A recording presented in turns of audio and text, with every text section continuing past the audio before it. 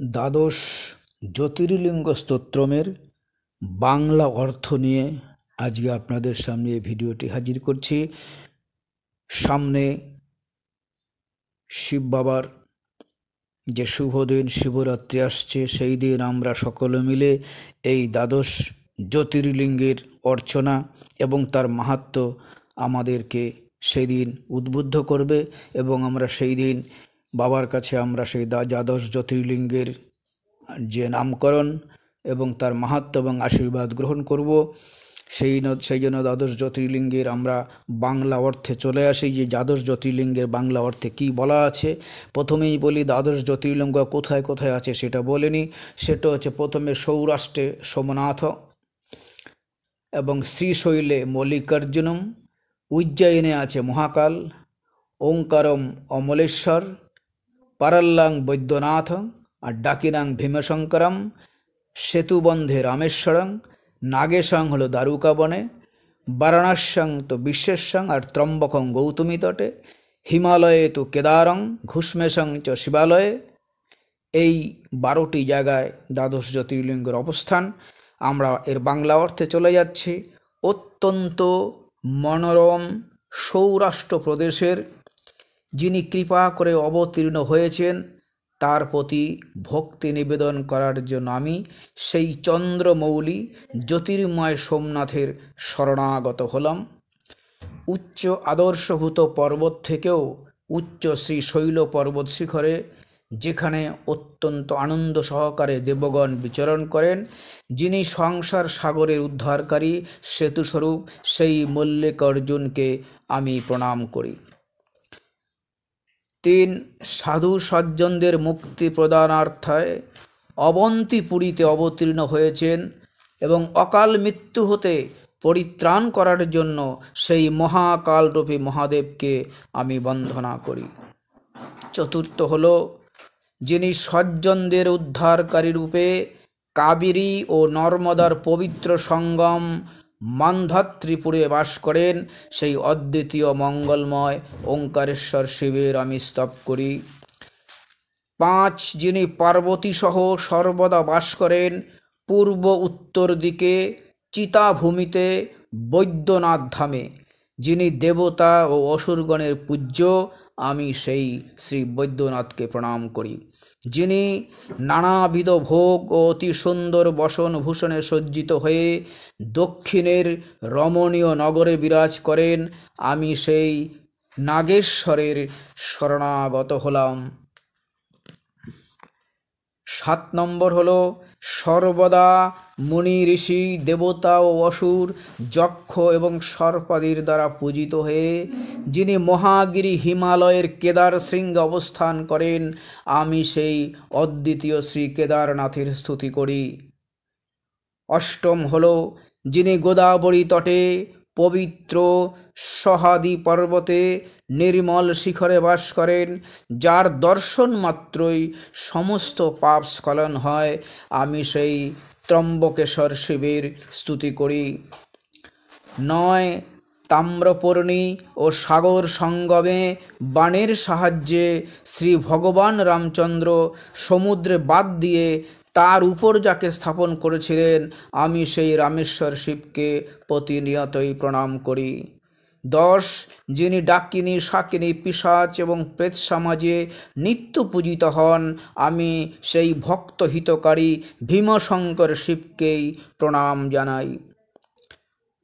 11 হলো যিনি স্বয়ং আনন্দকর আনন্দপূর্বক আনন্দবনে সর্বদা বাস করেন, সমস্ত পাপ নাশ করেন, আমি সেই অনাথের নাথ কাশীপতি শ্রী বিশ্বনাথের শরণ গ্রহণ করি।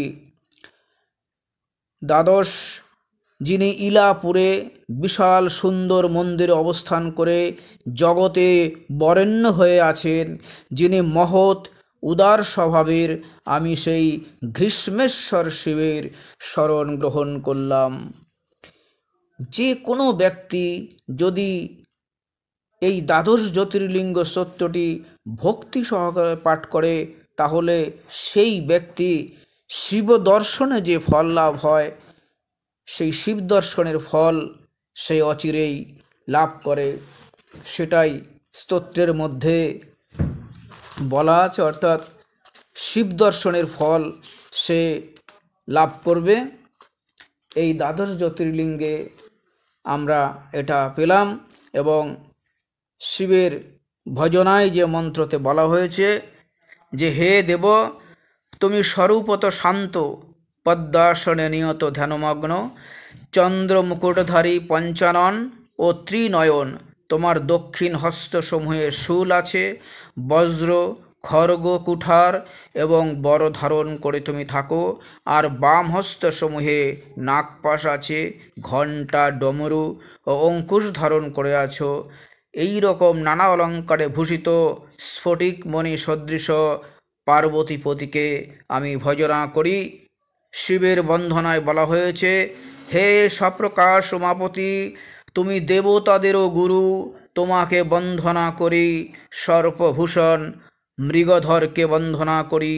হে পশুপতি, তুমি চন্দ্র সূর্য বন্যে রূপে ত্রিনয়নধারী, হে মুকুন্দ প্রিয়, তোমাকে বন্ধনা করি। ভক্তজনের আশ্রয় বরদাতা, হে মঙ্গলময় মহাদেব, তোমাকে আমি প্রণাম করি। শিবশেষ সবশেষে বাবার ধ্যান মন্ত্রে আসি। বাবাকে ধ্যান করে আমরা এখানে এটা রাখবো। শিবের ধ্যান মন্ত্রে বলা হলো, ধ্যায়ে নিত্যং মহেশং রজতগিরিনিভং চারুচন্দ্রাবতংসং রত্নকল্পোজ্জ্বলঙ্গং পরশুমৃগো ভরাভীতিহস্तं প্রসন্नं পদ্মাসিनं সমন্তাতস্ততো মমর্গৈনবঘ্রকৃত্তিং বসनं বিশ্বদ্দং বিশ্ববীজং নিখিলভহরং পঞ্চভক্তং ত্রিনেত্রম। বাংলা অর্থ হলো, ধ্যায়েত নিত্যং মহেশং রজতগিরিনিভং চারুচন্দ্রাবতংসং, অর্থাৎ যিনি রজতগিরি তুল্য সুন্দর চন্দ্র যার শিরভূষণ, রত্নময় ভূষণে যার দেহ সমুজ্জ্বল হয়ে আছে, যিনি হস্তে পরশু মৃগ মুদ্রা বর অভয় মুদ্রা ধারণ করে পদ্মাসনে প্রসন্ন আননে উপবিষ্ট আছেন, যার চতুর্দিকে দেবগণ স্তব্রত, যার পরিধানে কৃত্তিবসন, যিনি জগতের আদি কারণ এবং সকল ভয় হরণকারী, যিনি পঞ্চবদন এবং ত্রিনয়ন যার রয়েছে, সেই মহাদেবকে আমি নিত্য ধ্যান করি। আমরা মহাদেবকে স্মরণ করে আজকে আমাদের এখানে দ্বাদশ জ্যোতির্লিঙ্গের বাংলা অর্থ এখানে বলা হলো।